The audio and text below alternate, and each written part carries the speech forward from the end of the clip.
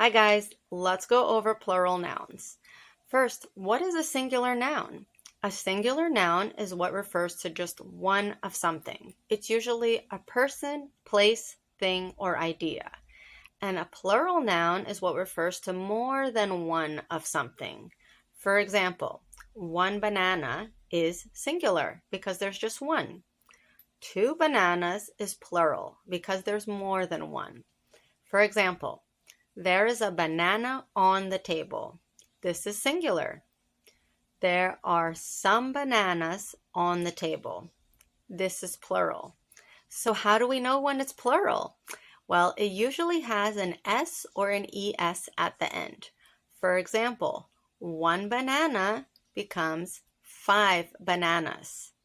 One class becomes 5 classes. So classes and bananas are both plural. Bananas has an S at the end and classes has an ES at the end. So again, this is usually how we can identify a regular plural noun, but there are some more rules.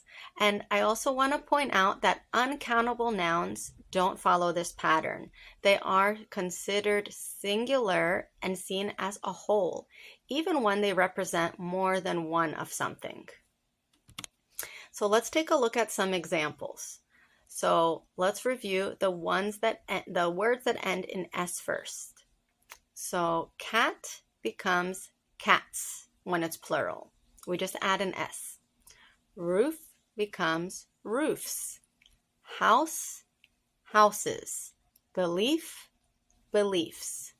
Chef, chefs. Ray, rays. Boy, boys. Very good.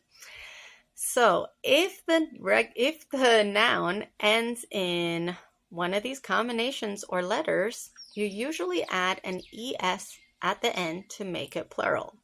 For example, with iris, it becomes irises. Class, classes. Marsh, marshes. Lunch, lunches. Tax, taxes. Very good. Frizz, frizzes. Okay, so as you can see, most of the regular plural nouns follow this rule where you just add an S or an ES to the singular noun and make it plural. But there are some more rules which you can check out in the next video. I'll see you then.